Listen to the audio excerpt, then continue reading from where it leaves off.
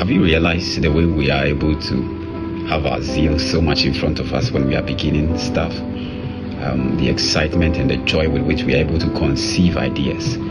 And then blindly, out of zeal, we begin things that we have not really given consideration to. Maybe considering the amount, the cost, the demand, the responsibility, and sometimes we find ourselves in the middle of the project that we have started out of zeal, and it's almost as if we are wearing out. Then some responses from us looks as though, okay, now the interest has come down. Okay, and it's almost as if zeal. Jesus Christ said, which of you in planning to build a house will not sit down to plan the cost? I have noticed that zeal is necessary to begin, but it doesn't take zeal to keep you in the business. It doesn't take zeal. It takes more than that.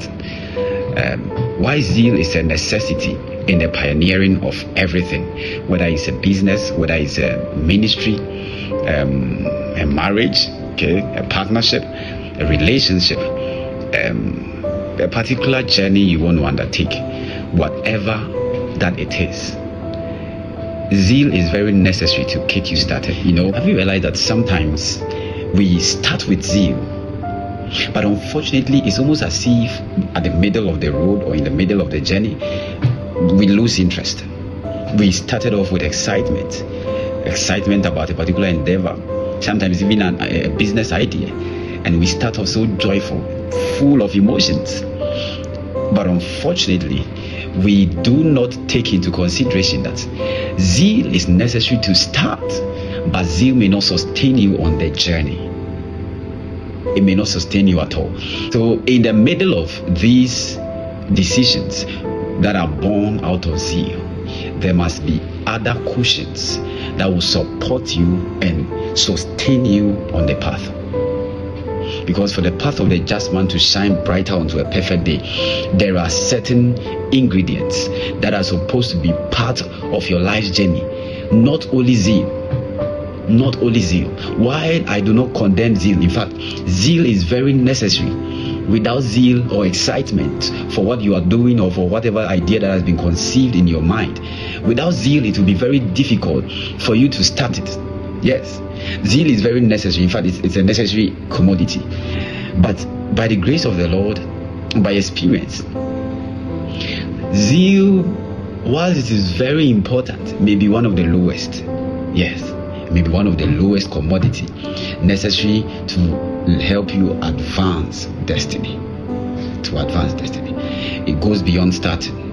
Unfortunately, the reward is almost at the end of the finishing line. You don't get reward because you started off with zeal. You get reward because when you started with zeal, you were able to advance to the finishing line.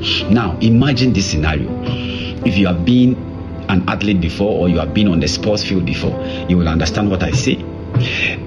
If you have been an athlete before a competition or before the match starts, players or athletes receive a lot of motivation that will sort of stir their interest and also boost their performance on the field of play. And mostly I have been a sportsman before. Mostly even if you are facing a competitor or an opposition that you know very well that, as for this one, you know very well that you can't make it, you are just going to sign your failure certificate and come back. It's almost as if you had the chance, you would just say, please, I think we give up. No, every athlete has some external motivation coming from players, coming from supporters, coming from coaches. That's why the field of play or on the field of sports, there is room, in fact enough room for motivation, because motivation is a drive, and zeal is a drive. It is what will kick you started. It is what will put you in the boxing ring before a giant. Motivation. Even though you know that with a throw of 1 punch from that giant, you are going to fall down, but you know very well that there's a motivation that is stirred up within you. And so before the player goes onto the field, he's motivated by supporters, by coaches, by players. There is an external motivation. There is also an internal motivation that is cooked up that makes him, I can do this. I can do this, go and bring the trophy home. Go and make us proud. I'm going to win. There's that motivation that keeps you on a winning gaze. It keeps you focused on winning. Even though you know that you have no history to face your opposition. Now, in this state, when the whistle is blown and the race kicks off, whilst the zeal and the motivation and the excitement from external sources from within you will keep you on that starting point, make you start. I mean, whether it's a business, whether it's your ministry, it's your academics, career, it takes more than zeal. Even marriage, it takes more than zeal. It goes beyond emotions. Emotions in a relationship can be associated to zeal. I mean, imagine lovebirds who have met maybe in their young states, trying to get to know each other and then date. At that point, there are flowers. The man can cross River T for you, can cross an endless ocean for you. Love is beyond boundaries. He can travel between continents for you. That is zeal. He can give off everything for you, buy you, lavish money and gifts on you, lavish other things on you, just for the sake of the relationship. Now, mind you, this is at the onset or the beginning stages of the relationship. As time goes on, the couple will now get to know that it takes more than emotions to be in a marriage. It takes more than zeal to be in a relationship. You must make it work, and making it work goes beyond zeal. It goes beyond zeal. There are times when you need to die to certain things. There are times when you need to, subjugate your own will. It will not help you with that. You need more than zeal. You need to be cultured in the matters of value, in the matters of relationship. Actually, as you go on, you will realize that it goes beyond motivation. If you have not built stamina to keep you in a marathon race, no matter how well you are motivated, your body will give you up. If you are not built in the studios of skill, no matter what, the systems will automatically bring you out. So no matter how motivated or how zealous you are, if you don't have certain commodities and ingredients, it will be difficult to stay on the path that you start. So if it is a business idea, it takes more than zeal. It takes more than excitement.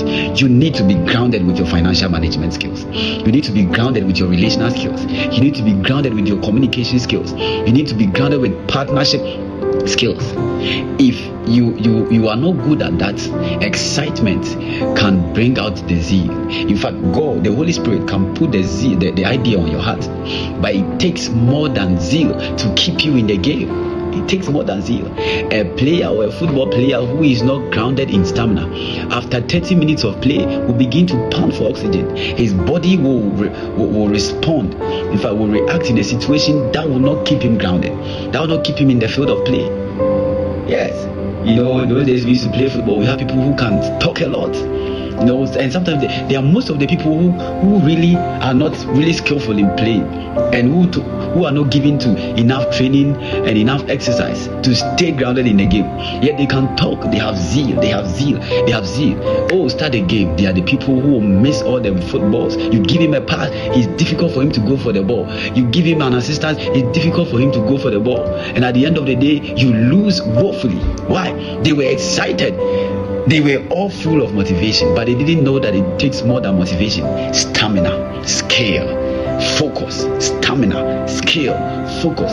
It takes more than zeal to keep you grounded in what God has called you to do. By experience, by the grace of the Lord, I've come to know that zeal is by far one of the lowest commodities in taking a journey for life. You need to be grounded in